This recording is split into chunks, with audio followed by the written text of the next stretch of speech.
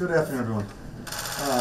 Very good to be here with my friend, the Prime Minister. Mevlüt and I were just together at the NATO Ministerial. I'm looking forward to pursuing that conversation.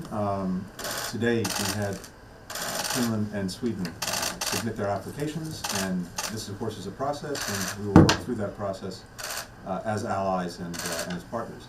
We have a lot on our common agenda, including, of course, Russia's ongoing aggression against Ukraine.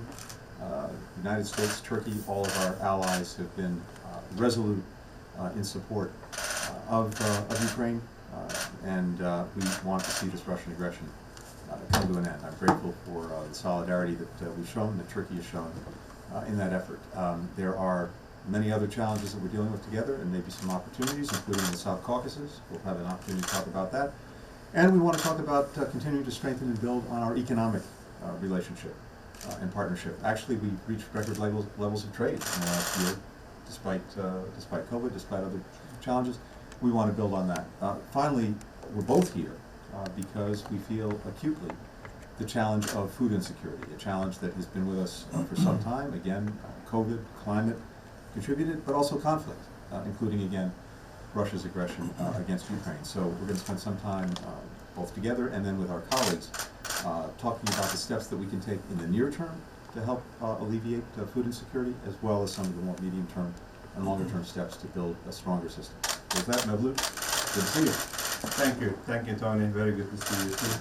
After our colloquy in Berlin on the occasion of NATO informal ministerial, and always pleasure to discuss bilateral relations and regional and global issues with you directly. Therefore, I'm very happy that we are going to convene the first strategic mechanism ministerial today as well. Of course, we will focus on our bilateral relations, and we are aiming to overcome the differences through dialogue and diplomacy. And there are areas that we need to also pay attention or focus to further deepen our bilateral relations and cooperation. And you mentioned trade. Yes, we aim to reach $100 billion trade volume, and the increase in 2021, despite the pandemic, actually made us more hopeful to reach that target. And the developments and Russian aggression in Ukraine showed once again that as allies and friends, Turkey and the US should have better cooperation. This is the expectation of not only our nation, but also the friends and allies in our region and beyond.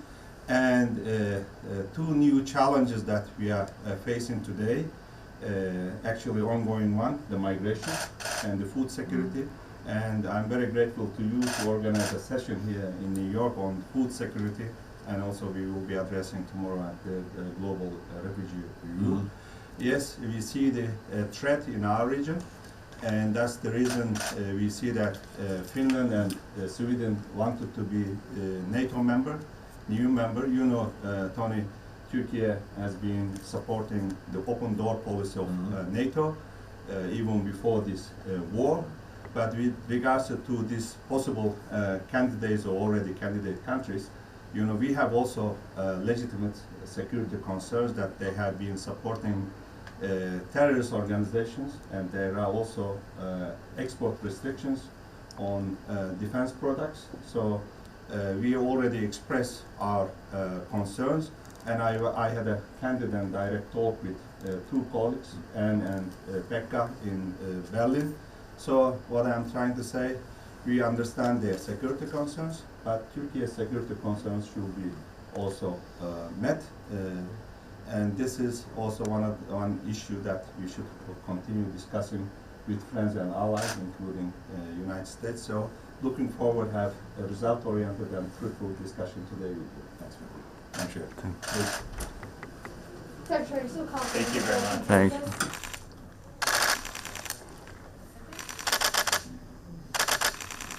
So we'll share with our respective colleagues. We covered a little bit of ground, but I wanted to be sure.